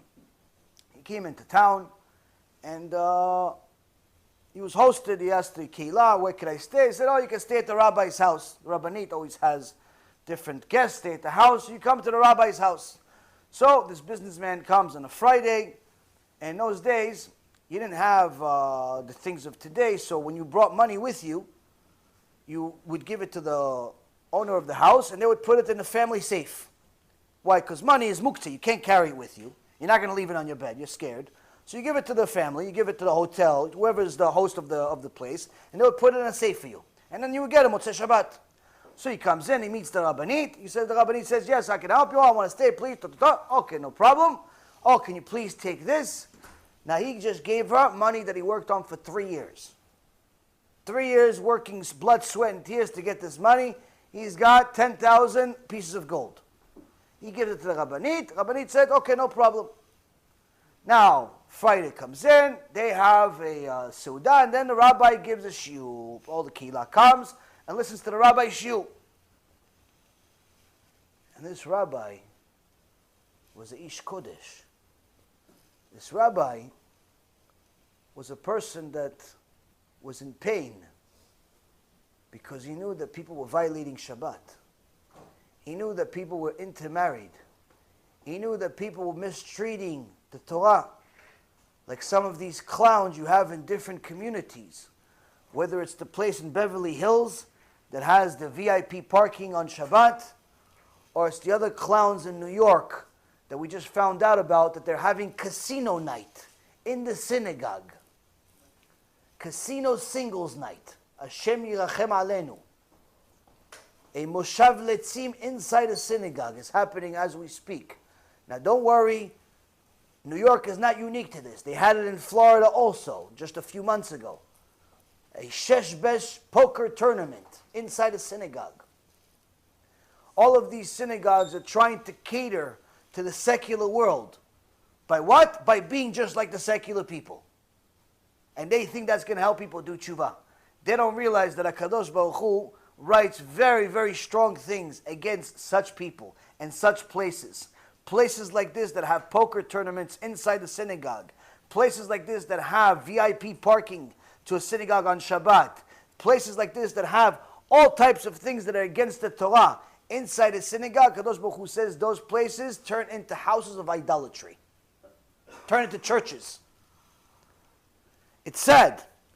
It's sad that this is happening in many places where the rabbis are so infatuated with money, they forget about God. So he said, no, we're not. We're only doing a poker tournament in the synagogue because it's all tzedakah money. It's all tzedakah money. No one's really winning and losing. First of all, who are you kidding? You're talking to somebody who used to be a pretty good gambler. No gambler goes gambling if there's no money involved. There's no point to the game. You don't play poker for free. You don't play roulette. Oh, I got the number. Yay, what do I get? Nothing. Oh. Yeah, let's play again. No, it doesn't happen. If there's no money involved, there's no gambling. Meaning there has to be money involved at the end. No one's going to stay. No one's going to play. Who are you kidding? It's not money. Oh, no, it's tzedakah. Yeah, part of it is tzedakah. Part of it is tzedakah. But good kind of tzedakah. Coming from Avodah Zarah. And the best yet, they actually think it's kosher money because they had some other rabbis tell them it's allowed. Completely against the Torah. Why? You're teaching people to gamble. You're teaching people to gamble, which is 100% asur in the Torah. And you're doing it in a synagogue, which means you're putting the kosher stamp on Las Vegas. If you're allowed to gamble in a synagogue, why can't I go to a professional place? It's just what? Because there's more money? And the best part yet, it's only for single boys and girls. Hashem yirachem aleinu. What kind of crimes are going to be made that night? Now this, Rabotai Karim, is happening in a couple of weeks in New York. In New York it's happening. For the kavod of the community, because there are some good people in that community, I'm not going to tell you the name. I'm just hoping they're going to hear this and they're going to do enough that I don't have to mention the name next week, because that's my last opportunity to get it to stop. But I'm telling you, this, Rabotai, is not the only place that's doing it. They're doing it in every other place here. They're doing it here in Florida. They did it right next to my house. Place full of clowns. They do it in Boca Raton. They do it in different places. Who said it's allowed to gamble? Who said it's allowed to gamble in a synagogue? Who said it's allowed to waste Torah time for such things? Now we're doing kiruv. Yeah? How many Baalei Tshuva did you get at the end of the tournament? 0. In fact, most people went off the derech at the end. Why? They go to Vegas because they're so hot. For gambling, because they won the tournament. Now they want to go to Vegas and make more crimes. People kid themselves, thinking that there's a different way to help people do tshuva. Just like this guy that was hearing the rabbi scream on Shabbat on his kehillah, he came to the Rabbanit, and he says to the Rabbanit, why is the rabbi screaming so much? Why is he yelling so much? Rabbanit says, well, the rabbi is in pain over the fact that Am Yisrael is violating Shabbat, is desecrating the Bet Knesset, is violating Hashem's name. So the businessman says, no, I'm religious also. You don't see me screaming. I'm religious also. I'm not screaming anyone. There's a better way to do it. You don't have to scream. The Rabbanit says, tzadika, okay, no problem. As you would have it, Ishtabach Shimo, Motzei Shabbat arrives. Motzei Shabbat arrives, the businessman has to go back home, has to leave. He says, thank you very much for hosting me, Rabbanit. Thank you, Kvod Harav. And he waits there, and the Rabbanit says, the rabbi goes back to his learning. The Rabbanit says, okay, goodbye, thank you for coming, Shavua Tov. The guy stays there, he goes, yeah, Shavua Tov, but are we forgetting something? She goes, oh, I'm sorry. You forget to do Havdalah? Okay, come. Let's do Havdalah. He goes, no. What Havdalah? I did Havdalah. No, you're forgetting something. He goes, no, what? The money. Oh, no, don't worry. You don't have to pay me. It's free to stay at the rabbi's house. You don't have to pay me. No, it's free. You can come anytime you want. You come stay with us. He goes, no. Kvod Rabbanit. The money, I gave you 10,000 pieces of gold before Shabbat. You gave me 10,000 pieces of gold before Shabbat? Give me nothing. Wait, no. I'm sorry, sir. Shavua Tov. The guy says, Atzilu! Reshai! Criminals! He starts screaming and yelling. The Rabbanit says to him, why you scream so much? Because what? Well, how dare you say why I scream so much? You just ruined my life. I'm in so much pain. You took all my money. He goes, hold on. He goes to the shelf. He goes, here's your money. But now you know, when you're in pain, you scream. You are in pain over your money, so you scream. My husband is in pain over Klal Yisrael, so he screams. When you're in pain, you scream. It's just that different people care about different things. You're motivated by money. That's what you scream about. The rabbi, he's motivated by helping Klal Yisrael do tshuva.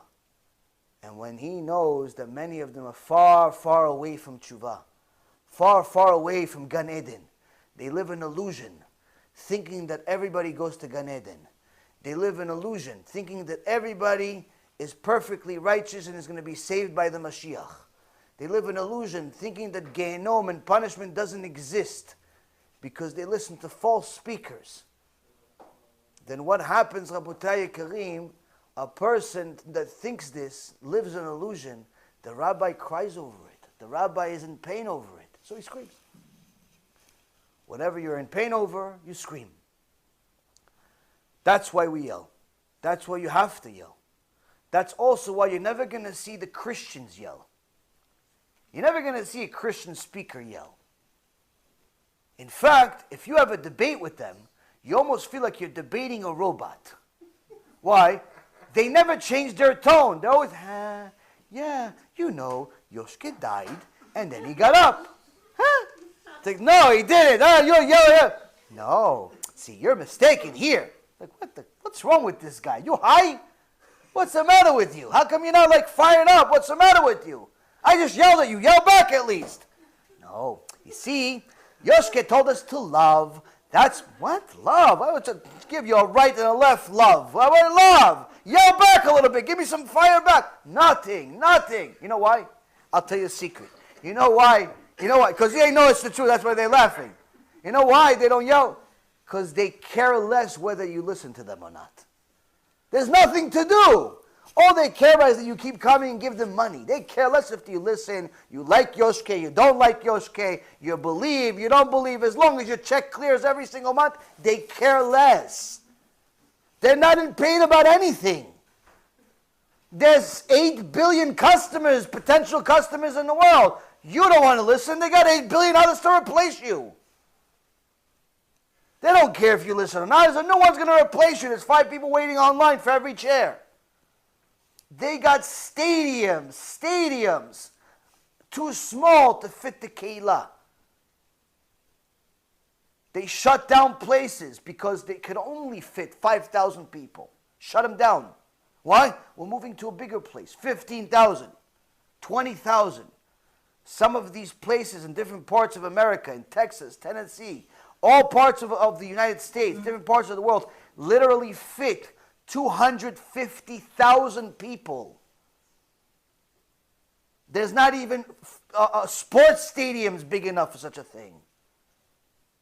Massive. And guess what? The speaker never yells a word. Never yells a word. Well, he doesn't care if you believe, you don't believe. As long as you keep putting some money in that little basket, as long as you give your money every single month, go to hell for all he cares. What does he care? He doesn't care. He's not in pain over you. They have a whole joke of a system where, guess what? You know what they're in pain over? They're in pain of the fact that they're big guys. We know what they want? They cry to you. It's like, listen, I only have 4 planes. You know that if you want me to deliver the message, I need a new jet. And this jet, God already has given me the sign of which jet it is. It's only $54 million, he tells you. And you must give it to me. And guess what? These idiots give it to him. He's got 4 planes. They ask him, the news asked the guy, why do you need the 5th plane?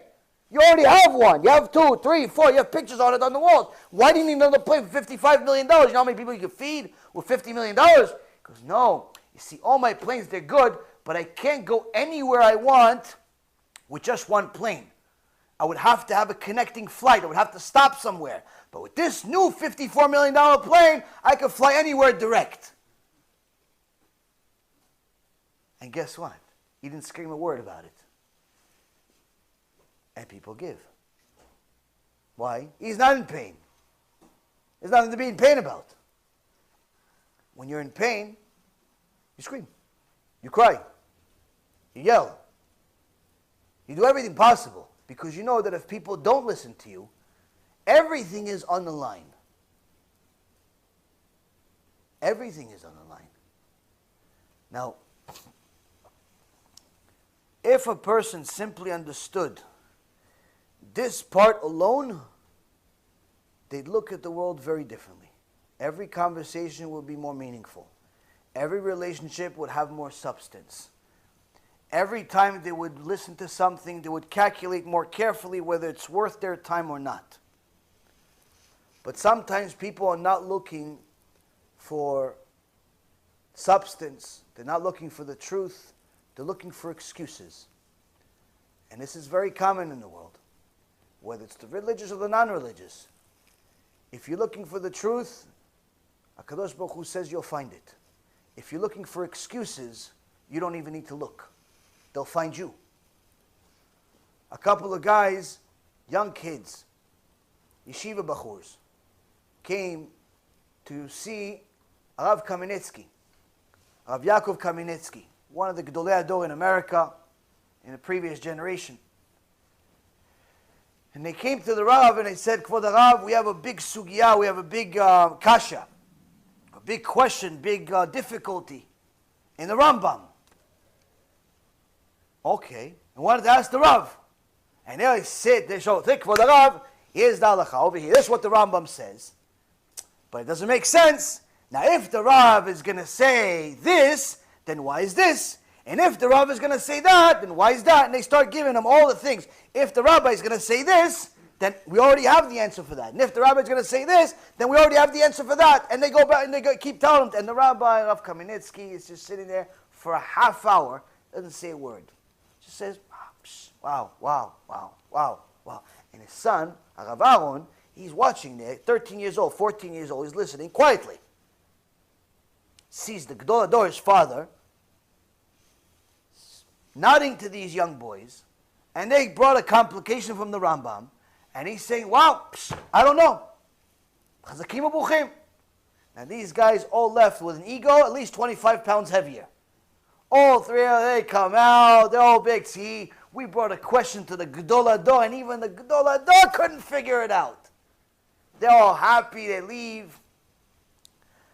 Now right after them came in Rav Baruch Ber Gudinsky. And he came in, and he's sitting with the Rav Kamenetsky. And right away, Rav Kamenetsky tells him, look at this kasha, look at this obstacle in the Rambam. Rambam says such and such. Now what's the answer? And he starts giving him the answer. Like he just rips it apart, everything that this other guy just said. And he shows he has the actual answer. So the son, Rav Yaron, he said, wait a minute. Why didn't he tell the kids? Why didn't he tell these young guys? Why did he let them all leave thinking he doesn't know the answer? That they have a question that the biggest rabbi in the world doesn't have an answer to.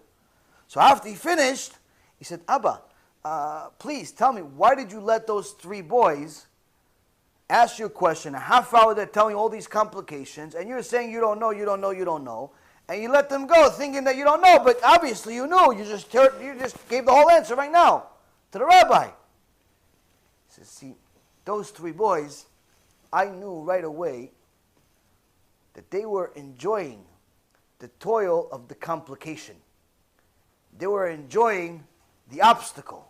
They were enjoying not having the answer, but rather having excuses. Why should I ruin it for them? They're not looking for the answer. They're looking for excuses. So if I saw that there's 3 boys, they want to learn Torah, they like the excuses, they're enjoying that part, let them go enjoy. Let them go enjoy. My answer is not going to serve them well at that point. Now, of course, you have to know that when it comes to knowing the answer and not telling somebody, that never has anything to do with emunah. Meaning, if somebody has emunah issues and they ask you a question, you have to answer it. But when it's something like this, a difficulty of some kind that doesn't have anything to do with emunah, then you could do such a thing. Either way, the point is that we see here that sometimes it's more important not to say than to say. And vice versa. Now, the Ramban writes here something that all of us need to know. He says that now that you understand the significance of how you communicate, you should always have some type of pedestal, some type of measurement system to compare everything to. If you want to know how to behave, just imagine how you behave next to your rabbi. Now in this generation, that's a little bit more difficult to say. Why? Because sometimes in this generation, you see people acting towards their rabbi worse than how they act towards terrorists. You know, they have a question against the, for the rabbi. Instead of asking the rabbi, they tell the whole world that the rabbi is the worst person on earth. They don't understand something that the rabbi did, they declare him the worst person on earth. All types of things. People don't have any real respect for rabbis today because they can't determine who's good and who's bad. Because they themselves are not exactly good. Now, the Ramban writes that you have to treat your Rav with a certain amount of fear, with a certain amount of awe. Now, what does the Torah support what where does the Torah support what the Rambam says? The Gemara Masechet Kiddushin, page 33b, says, any Torah student who fails to stand up respectfully for his Rav, it's called a Rasha. And he's destined to forget his Torah knowledge. That means that a person could learn day and night. He's in yeshiva for 20 years. He's in Kollel for another 10 years, 15 years. And he feels like he knows a thing or two. He's already completed the Shas a few times. He's gone over a few things, maybe even wrote a Sefer. And he thinks that already he should be treated as somebody special. So when his Rav comes in, to wherever he's in, he doesn't feel like he owes the Rav any special treatment. Why? Because he's in the middle of learning right now. I don't need to stand up. The rabbi's not looking anyway. The Gemara says, this person just turned from being somebody that's a religious person, learns Torah all day, does mitzvot, turned to a Rasha. In the eyes of HaKadosh Baruch Hu, all of that just went into the garbage pail. Person is considered a wicked person. Because everything he did now is in the honor of himself, not in the honor of HaKadosh Baruch Hu. And even worse so, he's now at risk of forgetting everything he knows. Now, the Torah talks about how a person is supposed to have respect for a rabbi, how a person is supposed to be scared of saying certain things next to a Rav. And the Gemara in Masechet Reuven, page 63a, says, what happens if somebody asks a question?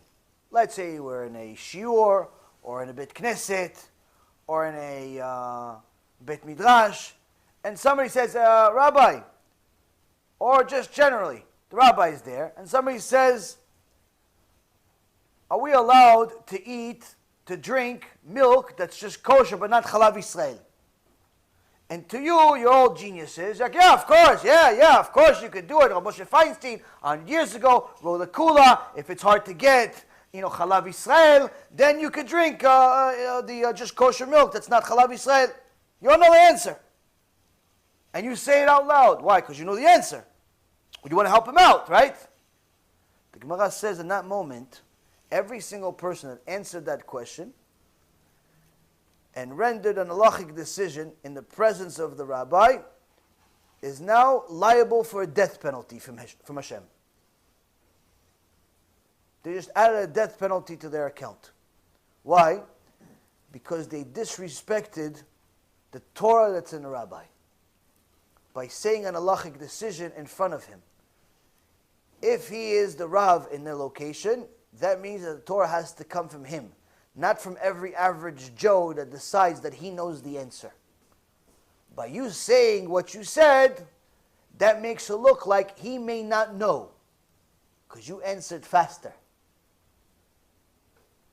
And it looks like the rabbi, maybe he's just wearing a costume. Now you're going to say, okay, that's nice, that's great, that's scary, but where is this in the Torah? Where is this in the Torah? Gemara, Masechet Yoma, page 53. A. Says the following. There were two tzaddikim in the world. Two people that were so righteous according to Hashem that they literally were as great as Moshe Rabbeinu and Aaron HaKohen. Who are these people? Nadav and Avihu, the two sons of Aaron HaKohen. They were next in line to lead Am Yisrael. Meaning that if they were next in line to lead Am Yisrael, they were as great as Moshe Rabbeinu and Aaron HaKohen. One time there was a conversation, the Midrash says, between Moshe Rabbeinu and Aaron HaKohen, and Moshe Rabbeinu says they're greater than us, these two. But then you find out in the Torah that HaKadosh Baruch Hu killed them. HaKadosh Baruch Hu killed them. And the Chachamim go back and forth. What's the reason of why HaKadosh Baruch Hu killed these two big tzaddikim?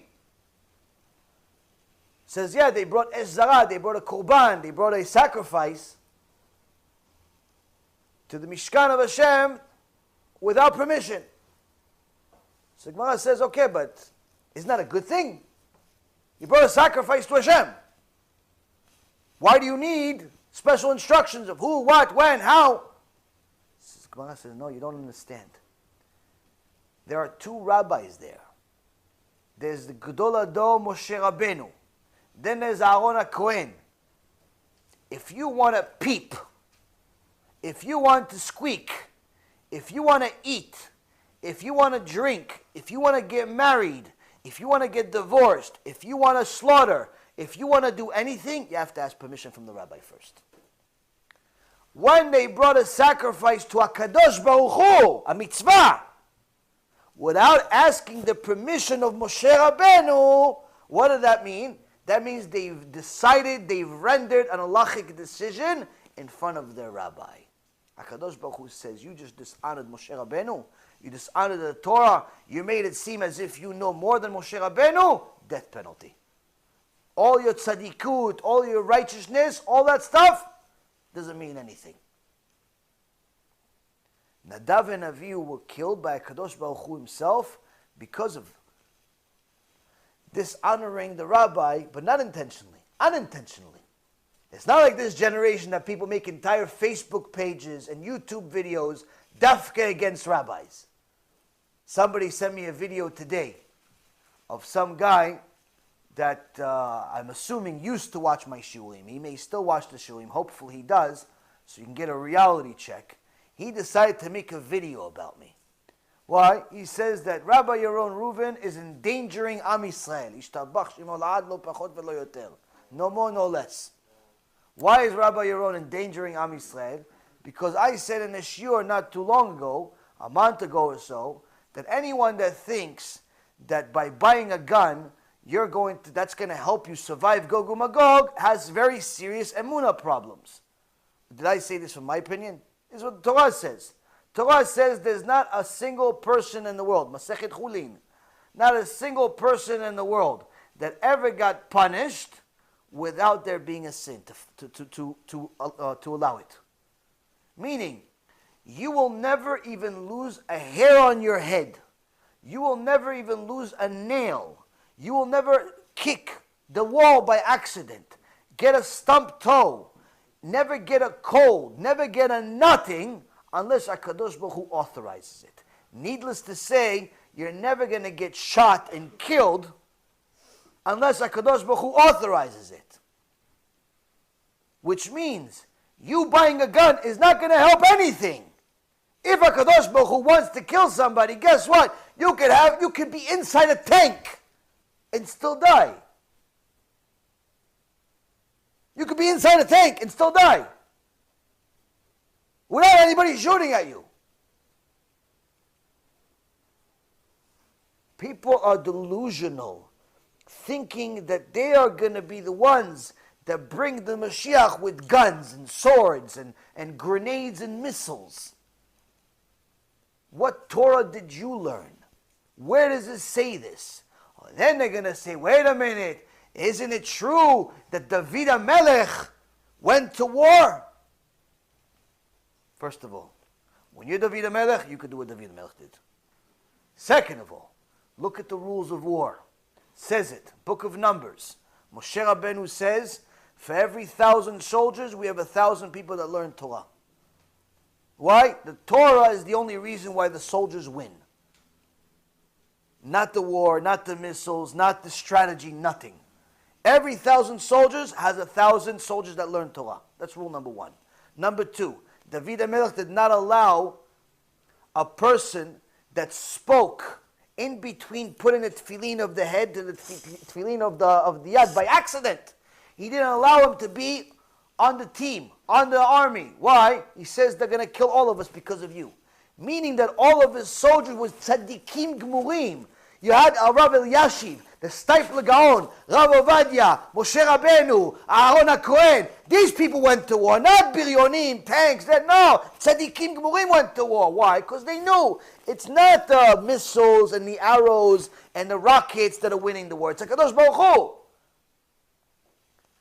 Now, if that's not enough for you, go look at Midrash Rabbah.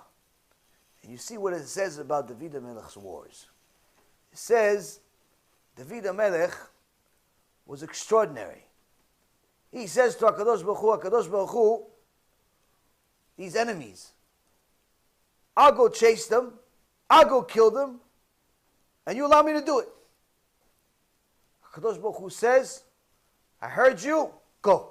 I'll do what you say. His grandson, great-grandson, Chizkiyahu HaMelech was Kodesh Kodashim. Gemara says HaKadosh Baruch Hu wanted to make Chizkiyahu Mashiach. HaKadosh Baruch Hu wanted to make Chizkiyahu Mashiach, bring the salvation to the entire planet. Chizkiyahu says to HaKadosh Baruch Hu, Achitophel's here with 185,000 generals.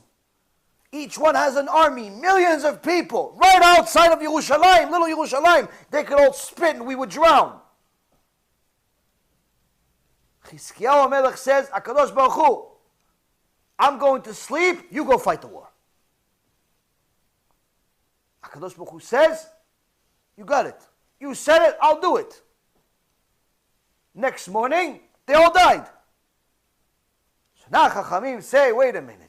Are you saying that Chizkiyahu, okay, he was tzaddik, he was Kodesh Kodashim, but I mean, we already know there's a rule in the Torah, Yeridat HaDorot, the degradation of the generation. No one could ever say that anyone of this generation is greater than someone from the previous generation, whether it would be Rav Ovadia from 5-6 years ago, or Rav the Steipler Gaon from 40 years ago, or the Chafetz Chaim, or Rabbi Akiva, or Moshe Rabbeinu, or anyone from before us. There's a rule in nature that we continuously deteriorate. So here we see this also applies also to David HaMelech, who is Mashiach, that's the father of the Mashiach, and his grandson, Chizkiyahu, was also tzaddik, but again, it's a few generations later. You cannot say that Chizkiyahu is better, but how come David HaMelech says to Hashem, I'm going to fight, I'm going to chase them, I'm going to hit them, and you allow me to do it. You'll do it. Hashem says, I'll do it, I'll kill them, no problem. Chizkiyahu says, I'm not going to fight, I'm not going to pray, I'm not going to chase nobody. I'm going to sleep. Are you saying, is it possible to ever say such a thing that Chizkiyahu had more emunah in Hashem, had more connection to Hashem? Chas v'shalom. The Midrash Rabbah says the following. He says, no. What you don't understand is this. Chizkiyahu said, HaKadosh Baruch Hu, I cannot go and chase these people and think that it's not me running. I cannot go and hit these people and not think that it's me hitting them. I cannot go and stab these people and kill these people and not think for a second it's me. I know it's you, but if I do something, I'm going to think it's me. It's part of me. So you know what, HaKadosh Baruch Hu, I'm not doing anything. I'm going to sleep, you do it by yourself. You do it by yourself. I don't want to dishonor you. You do it by yourself. David HaMelech was Kodesh Kodashim. David HaMelech says, HaKadosh Baruch Hu, I'm going to go chase. I'm going to go hit. I'm going to go do everything. But in reality, I know for sure I'm doing nothing. It's all you. I'll do it. It's the Kivyachol, the Ishtadlut. Make it look realistic. But I know it's not me, HaKadosh Baruch Hu. I know it's nothing. I know I'm nothing. Ani tolat velo ish. I'm a worm but not a man. I'm nothing. It just makes it look realistic for the passerbys. So for all of those superheroes that want to be like David HaMelech with their guns and their arrows and whatever you have in your closet over there, you get to an emunah level, an understanding of HaKadosh Baruch Hu, and a connection to HaKadosh Baruch Hu like David HaMelech, you could buy yourself a bazooka, put it in your living room for all I care. But the reality is, Rabotai Kareem, you want to buy a gun, halachically you're allowed. The point is to understand. That is not going to help you. It's not going to help you connect to HaKadosh Baruch Hu. It's not going to help you fight crime. It's not going to help you. Why? If HaKadosh Baruch Hu wants something to happen to you, it's going to happen. If HaKadosh Baruch Hu doesn't want something to happen to you, no power in the world can change it. No power in the world can change it. If you're glued to Hashem, no power in the world can change it. Now, this is what Torah says. You want to say otherwise, that means you have a different Torah.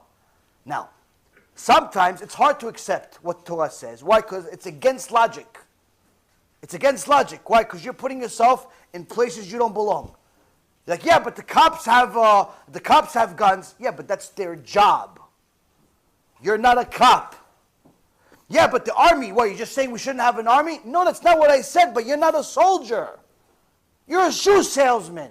You sell software. You mow lawns. You're not a guy that kills people. You don't even know how to hold a gun, for heaven's sake. They were questioning whether to give you a license or not. Like, what are you talking about? It's not you. The point is, Rabotai, know where your place is. Know what your job is in the world. And even when you don't understand what the Torah is saying, don't be a fool and start publicizing your foolish individual opinion. Because now you've just dug yourself a hole you may never get yourself out of. Because you just desecrated the Torah. You desecrated Hashem's name. You spoke against someone that learns Torah. You spoke against someone that teaches Torah. There is no end to the Gehenom of a person that does such a thing if they don't do tshuva. The Reshit Chochmah says the following. He says, people that go against Talmidei Chachamim, their punishment is too great. And the Gemara says, and that's just talking about this world. We're not even talking about the next world.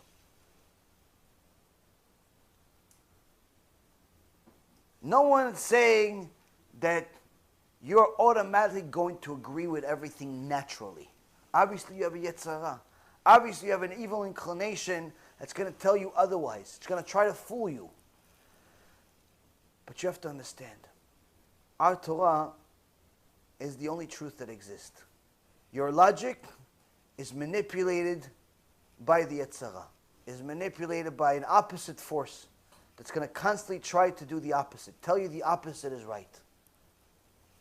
Now, even though sometimes you could hear things that are against your logic, but Torah says it. It's hard to accept it, but Torah says it. What do you do? What do you do in such a situation? The best thing to do, be quiet. Why? So long as you're quiet, the rest of the world doesn't know how stupid you are. The second you started talking and mentioned things that are against the Torah, guess what? You've uncovered the foolishness that's in your head. Why? Why ruin a surprise for everyone? Why tell everybody you have all these jukim in your head, all of these bugs in your head? Now guess what? If you continue learning, eventually you won't be foolish. Eventually you'll be smart. But you're always going to need the Rabbi. You're always going to need the Gemara. You're always going to need the Chumash. You're always going to ask Da'at Torah from people that know more than you. The more you know, the more you realize that you don't know. But when you don't know anything and you simply disagree, it just makes you look stupid. I'm sorry, there's no other way to describe it. It's going to the doctor's office and telling him that you don't agree with his diagnosis, but you've never gone to medical school. Maybe you watched one YouTube video. And you think you know diagnosis. So it's ridiculous that people literally just take their own olam haba and just throw it in the garbage. Why? For a little ego. And every other week now, there's some new superhero that makes a video about me or other people. Baruch Hashem, they're very good about me. They're doing it on a regular basis. Each week, you put my name up and on the internet, you're going to find something new. Why? They're trying to become stars. They think this is like their ticket to stardom. It's a ticket for sure, but it's just not to stardom though. Why? I'm not mentioning my own opinion, Ribono Shel Olam. I'm not mentioning my own opinion. I give you Gemarot, I give you page numbers. I give you halachot, I give you the every single source. If I didn't mention it, ask, I'll give you the source. You still want to disagree with it, then there's nothing to talk about. But that's the thing, Rabotai. It's important to know. HaKadosh Baruch Hu is not our friend, He's our God. And He does not like when people speak against His Torah. He doesn't like when people speak against people that teach Torah. When you do that and you do it publicly, you're simply putting your life at risk. Literally. Literally. And that's what the Gemara in Masechet Moed Katan talks about.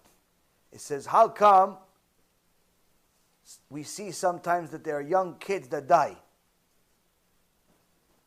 The Gemara says in Moed Katan, it's because the people, the parents of this kid, did not honor a kosher Jew that died. When he died, they weren't sad. They didn't cry. So because they didn't cry over this Jew, HaKadosh Baruch Hu says, that was your opportunity to do tshuva. You didn't do it? Okay. Now I'm going to punish you for not honoring a Jew. If HaKadosh Baruch Hu is so strict with a kosher Jew that passed, needless to say, about a kosher Jew that's alive. A kosher Jew is teaching Torah. It's important to know that sometimes the Torah is going to take us to a place that we've never seen before. Many times it does it. Instead of fighting it, instead of going to war with it, go find some proofs for your point. See, maybe you do have a valid point. But not because it's your opinion, but because the Torah also says what you said. Don't just decide that your opinion is the Torah. Or just because you heard it in a lecture from somebody 40 years ago, then that's the Torah. Do you really remember everything that was said to you 40 years ago?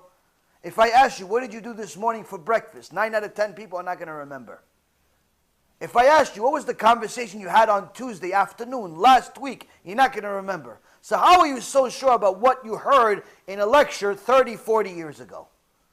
Maybe you didn't hear so right. Maybe the speaker didn't speak so well. The point being, Rabotai, don't be so sure to just go against and fight and rebuke for no reason. You're just, mamash, you're making your own lives into just hell. And it's sad, because really the whole purpose of the shiurim is to help you, not to get people to hurt themselves. But every other day there's a superhero that's pretty much trying to jump off the bridge, says, no, I'm going to survive. 5,000 people died before him, and I'm going to be the one that survives. Ribono shel olam, I mean, you didn't see the other people's dead bodies already. Enough. So, the Ramban writes us a very, very special letter. He tells us, listen, you want to speak to people, you have to speak to people in different tones, different levels, different languages. Think before you speak. Even more so when you speak to the opposite gender. Even more so when you speak to someone that you're not married to. Even more so when you're speaking to a student. Even more so when you're speaking to a rabbi. Even more so when you're speaking to HaKadosh Baruch Hu during your prayer.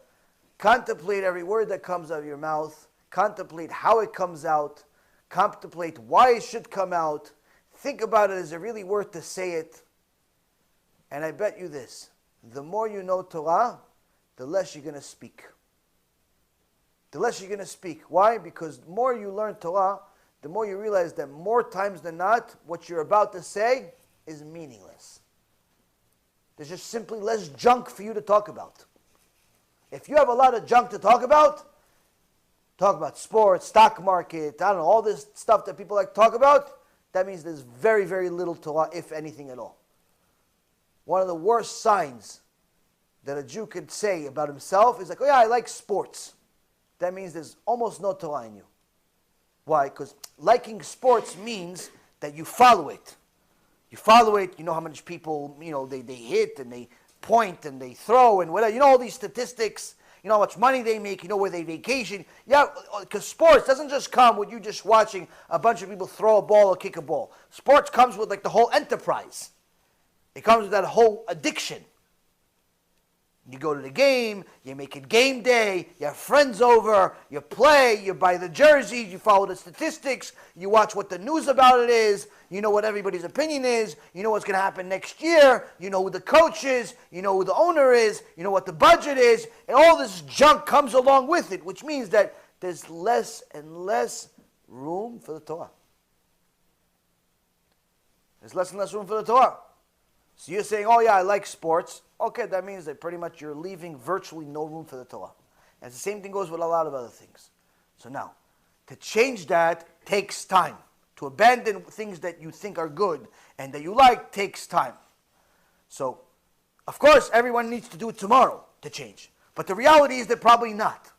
So the one thing that the Rambam is trying to tell us is this. You may not be able to change your addiction to sports or money or whatever other non-kosher thing that you're doing is. You may not be able to abandon it tomorrow. But there's one thing that you can do starting tomorrow. From now on, know your place. When you're talking to your wife, know who you're talking to. When you're talking to your husband, know who you're talking to. You're talking to the opposite sex, know who you're talking to. Talking to your boss, know who you're talking to. When you're talking to a rabbi, know who you're talking to. If he's a wicked rabbi or a righteous rabbi, know who you're talking to. Why? Because that means that you have to adjust. You have to adjust yourself based on who you're talking to. If he's a student, know that he's a student. If he's a teacher, know he's a teacher. You have to adjust. If you adjust for people, you'll adjust for Hashem. And eventually you'll avoid and abandon all of these bad habits. Be'ezrat Hashem, this helps us abandon some of our own bad habits, helps us avoid some of our own bad character traits, get closer to HaKadosh Baruch Hu, get closer to the Torah, Be'ezrat Hashem, and get Klal Yisrael to come along as well. Baruch Adonai Le'olam, Amen ve'Amen.